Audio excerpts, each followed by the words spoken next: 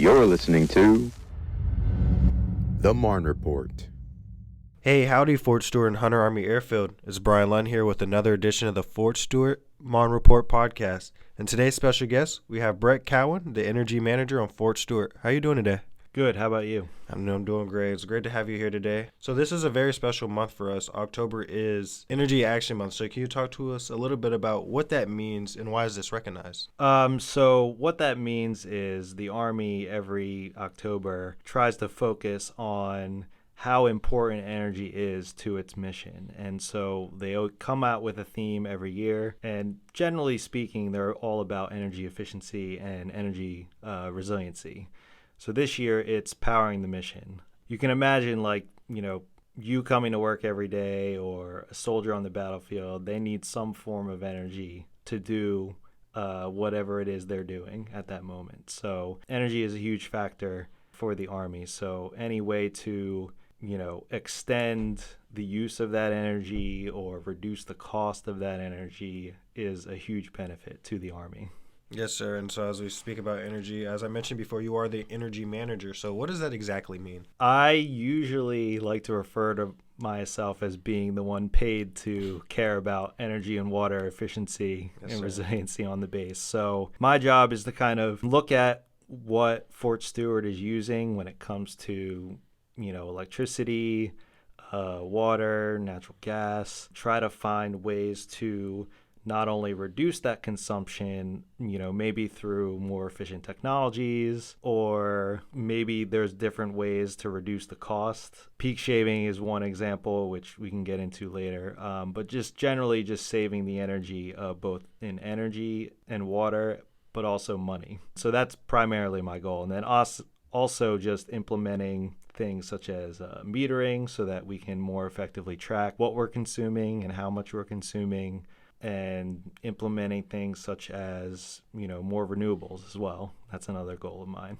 Yes, sir. So as you speak about renewables, why do you believe that energy awareness is important? Why do you believe this is something that we should recognize for this month? Well, I think for a lot of individuals on the base, neither one of us when we come to work is handed an energy bill at the end of the day saying, hey, you use this much, power to run your computer or to make a cup of coffee or whatever. So likewise for soldiers as well, they don't get really any energy bill when they're living in the barracks as well. So understandably, there's kind of maybe more like an ignorance that, hey, I'm not being charged for this. Right. I'll use whatever I want, and it is understandable. But at the same time, that costs the Army overall, money to supply you with that electricity, that water, that natural gas. So it's beneficial for all of us to kind of do our part and try to reduce that burden on the Army, because those dollars that don't necessarily need to be spent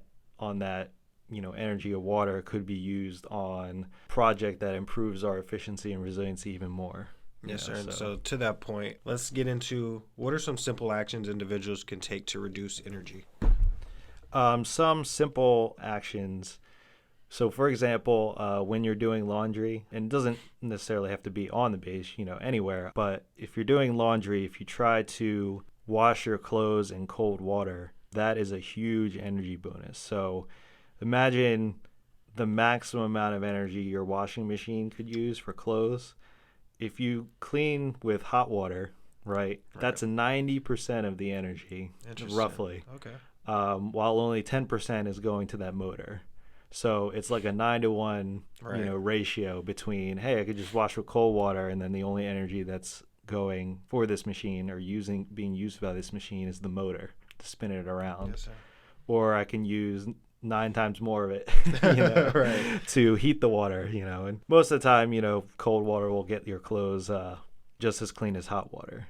And on kind of a not so energy related note, but an interesting tidbit about cleaning laundry is that actually using less soap will clean your clothes better. Interesting. Okay. Yeah. So if you overuse on soap, soap is slick, know, so it's really the friction that is what cleans your clothes. Or it's starting to set up a little bit, right? Right. Yeah. Okay. So the friction between your clothes, rubbing it against the walls, rubbing it against each other is what cleans your clothes. So you can imagine the more soap you add, the slicker it gets. And so there's less friction and less cleaning. So if you use a little less soap, you can actually make sure your clothes are as clean. And, it makes your soap go a lot longer. Yes, sir. So save your money that way. That's another way to save money right there. Exactly. Other common ways are, LEDs. LEDs are big right now. They continue to be big.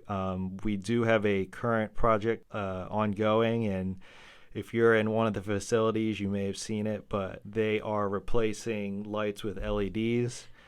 So not only do LEDs use around like a third of the wattage, but they tend to last, 3 to 5 times longer than a fluorescent. So not only are you going to save on energy, but you won't have to spend as much money on replacement costs. So in the span of an LED, being alive, you may have changed an equivalent fluorescent 4, maybe 5 times. Yes, sir. Especially when you are turning off and on that light repeatedly, because fluorescents don't work very well on lights that are turned off and on all the time. And then other common ones, just shutting off lights or appliances, and on the latter, even unplugging them are good ways to conserve energy. Shutting off your monitor after you leave work as opposed to letting it go in sleep mode.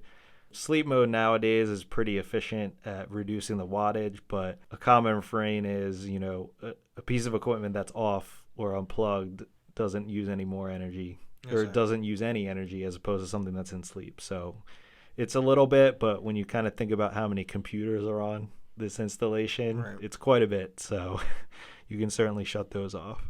So you spoke about it a little bit, being the energy manager, you are in charge of that energy bill in a sense. So from your point of view, how do you believe that Energy Action Month encourages efficiency within the military scope? When it comes to, my job, energy resiliency is, one of the primary responsibilities, but I think what people don't understand is how that's connected to energy efficiency. Right. So energy efficiency will essentially improve the energy resilience measures that we currently have in place. So for example, if you have a microgrid on your base and it can supply 10 megawatts, right? But your base, maybe uses like 15 megawatts.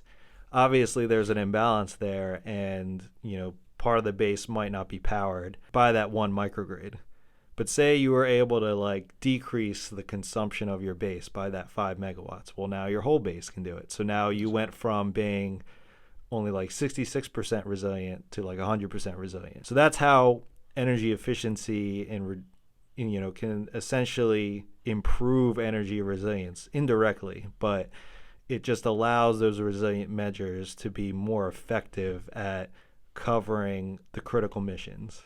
Yes, sir. And so this is more of, I guess, a big picture question. So have you seen some innovative initiatives going forward as it has to do with energy resilience? Is there anything new that we know now that maybe we didn't know before, or different technology out there right now that can help us with this? So I know that the Army is doing a lot of research in micronuclear reactors. Okay. We're probably a couple years off from that, but I think they were talking something as small as 50 megawatts. All right. And something like that could actually support all of Fort Stewart. So in that future where those are more widespread and available, one of those could support the entirety of Fort Stewart. That's and so insane. We could essentially be separated from the grid, with that one reactor. It's crazy to think about, yes. Right, exactly. Microgrids themselves are also big. If you didn't know what a microgrid was, you can kind of think of this kind of power generation system that's hooked up to certain facilities or certain functions. And when the grid goes down, that microgrid will come up and power all of the things that it's tied to. So it's a more kind of a small scale targeted solution. We actually do have one here on the base. Well, actually we have a couple. The most prominent one is the one at Building 1. That one supports kind of all your critical infrastructure here. But there are 2 other microgrids, much larger scale ones, that I've been working to get on the base. And we're actually I think they're about to be advertised for award. Right. So once those are built, those would be able to kind of support the critical loads, both at Fort Stewart and Hunter, for each respective project. Yes, sir. And as kind of an added bonus, they'll be able to peak shave. And peak shaving is the idea that during times of the year, for us, it's between July and September, we have electricity costs that are much higher, at certain times of the day. All right. So maybe around like 2 to 7 p.m., there'll be hours where our electricity cost is like $1.50 a kilowatt hour, $2 a kilowatt hour, All right. when normally it's only like 5 or 6 cents. And does it have to do with like the sun, or is it the heat? What do you think is causing It's mostly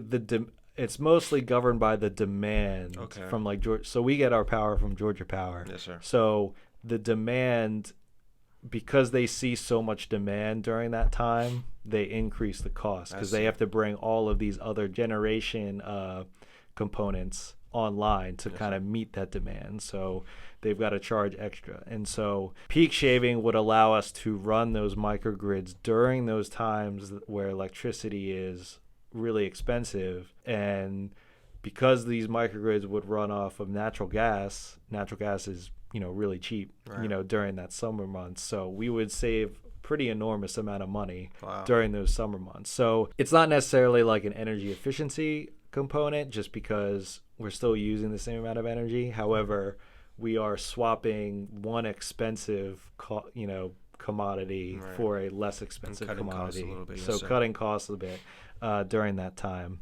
Other things that I've seen are kind of like more small scale, like wind turbines that can be installed on top of facilities. That's one thing that I think that Fort Stewart could take advantage of because when it comes to the renewable side, I think the two most probable renewables that we're going to pursue here at Fort Stewart is either solar or wind, right? Like geothermal is not really that feasible here, and we don't really have many big rivers here that we could slap a hydropower plant or and biomass or landfill gas. We can't really utilize that. We haven't tried the Savannah River yet. No, we have not. We might get into some trouble with the Corps if we try to do that. But I think wind and solar are probably the most feasible here. So things like parking lot solar, like canopy solar over our parking lots, or, rooftop solar, even like floating solar. They have one, I think the Army has a floating solar project on another installation. So 2nd Brigade kind of has these two retention ponds that have some really, a lot of acreage of water that we could potentially get a couple megawatts of solar power from that. And again, like the wind power, I'm not expecting them to kind of carry the full load of the building here, but if it can at least kind of cut into that building's energy use, that's definitely a plus. Win right there. Yes, sir. Exactly. And so as we wrap up this podcast, I want to say thank you again for all the information you shared. Is there anything that you want to leave the people with, something, just a simple reminder as we go forward, not even for this month, but year round? Yeah, I mean, I think it's just all about being self-aware. So like when you walk out of a room, like, are you shutting off that light, if you're not going back in? Are you leaving the water off while you brush your teeth? It's kind of just these little things that you want to be more aware of that you're doing. Yeah, that stack up over time. Because that's where you can kind of make the observation and see like, hey, could I not do this thing and save some energy and water? And again, these tips, like, obviously for me it's good if you apply them at work, but like you could always apply them at home and you're going to save yourself money, not the Army money, but you're going to save yourself money. And you can do day to day, right? Right, exactly. So it's all about kind of being aware and then kind of making that change. And once you make that change, it's really easy for you to continue to do it, and then also find new ways to be more energy efficient in your life. Well, thank you again, Brett. That's going to conclude another episode of the Marne Report podcast. We'll see you guys next week. The Digital Garrison app is your one-stop source for all things Fort Stewart Hunter Army Airfield. With the DG at your fingertips, you'll never miss out on upcoming events, installation updates, facility and gate information, weather, shopping, and so much more. Digital Garrison is free from your phone's app store. Download today.